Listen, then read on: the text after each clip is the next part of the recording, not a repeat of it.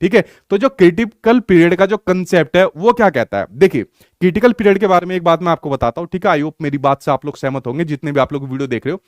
देखो क्या होता है, जब हमारा बचपना होता है या कोई भी बच्चे का बचपना होता है, तो अगर उसके पास साथ किसी प्रकार की घटना हो गई या उसके पास किसी प्रकार की मतलब ऐसी अनैतिक साथ उसका कोई कार्य हो गया, अनैतिक कार्य उसके साथ हो गया, तो वो बचपन की जो घटना उसके साथ हुई है ना, वो पूरी जिंदगी भर उसके ऊपर प्रभाव डालती है।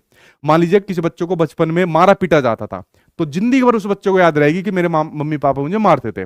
किसी बच्चे के साथ मान लीजिए कुछ मतलब एब्यूजिव हुआ है, कुछ गाली गलौच हुई है, या किसी प्रकार की मतलब इस प्रकार की सेक्सुअल हैरेसमेंट उसके साथ हुई है, ठीक है, तो बच्चा उसको जिंदगी भर हमेशा याद रखेगा। ध्यान से सुनना, सीटेट ने देखो कितना टेक्निकल क्वेश्चन पूछा था यहाँ पर, फंसाने वाला क्वेश्चन।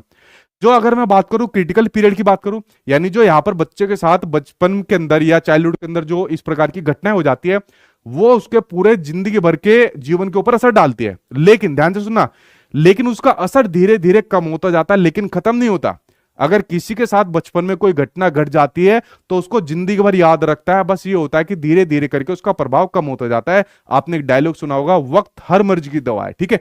तो आप लोगों ने समझा क्रिटिकल पीरियड यानी कि क्रांतिक अवधि का कंसेप्ट क्या है, कि विकास के दौरान होने वाली जो अपरिवर्तनीय क्षति है, जो बच्चे का विकास होता रहता है उसके दौरान अगर उसके साथ में कुछ ऐसी घटना हो गई, तो वो कैसी क्षति है, वो आपकी अपरिवर्तनीय क्षति है। उसके अंदर आपका कोई परिवर्तन नहीं हो सकता, वो खत्म नहीं हो सकती। हाँ, उसका जो प्रभाव है वो कम हो सकता है, लेकिन वो हमेशा जिंदगी भर रहेगी, जब तक रहेगी आपके, ठीक है। तो आंसर क्या हो जाएगा आपका, आंसर इसका पहला आंसर से हो जाएगा, क्रिटिकल पीरियड के बारे में यहां पर से हो जाएगा। इसलिए देखिए, इस बात को मैं हर बार अपनी वीडियो के अंदर कहता हूं, बहुत पहले से भी बच्चों को कहता रहा हूं। शिक्षा नीति के अंदर हम लोग सोच रहे थे कि कुछ ऐसे पॉइंट इंक्लूड करा जाए हमारी तरफ से भी, क्योंकि बहुत आपके बड़े लेवल के मतलब कुछ सीनियर लोग थे, ठीक है, उन्होंने डिस्कस करते थे इस मामले के ऊपर, ठीक है। बहुत मतलब ऐसी नॉलेज है उनको, आप लोग समझ नहीं सकते, ठीक है। तो इसको कहा गया था कि भाई जैसे जो सेक्स एजुकेशन है, तो इसको भी करिकुलम के अंदर ऐड किया जाए, क्योंकि अगर ऑथेंटिक सोर्स के माध्यम से, लाइक आपका टीचर हुआ या ऑथेंटिक किताबें होगी, इसके माध्यम से अगर बच्चा समझेगा, अगर बच्चों को गुड टच और बैड टच के बारे में बताया जाएगा। अभी 20 अगस्त के एग्जाम के अंदर यही पूछ लिया, जो मैं अपनी तरफ से आपको बातें बताता रहता हूं, समझाता रहता हूं, गुड टच और बैड टच हम बच्चों को क्या बताएंगे, ठीक है, कि बेटा अगर आपको कोई भी गलत तरीके से छूता है, किस करता है, आपके चेस्ट को प्रेस करता है, टांग के पास में आपको इस प्रकार से टच करता है, तो आप हमें आके बताइए, ठीक है।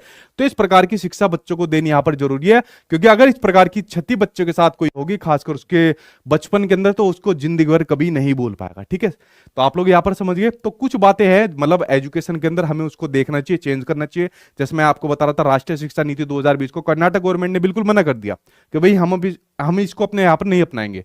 अब उसके अंदर केंद्र सरकार कुछ कर भी नहीं सकती, क्योंकि शिक्षा का विषय आपका समवर्ती सूची के अंदर आता है, जिसके ऊपर आपका जो अधिकार रहता है सेंट्रल गवर्नमेंट का भी रहता है, स्टेट गवर्नमेंट का रहता है, ठीक है। ये नहीं कि भाई कोई नीति को किसी स्टेट के ऊपर थोप दिया जाएगा, ठीक है।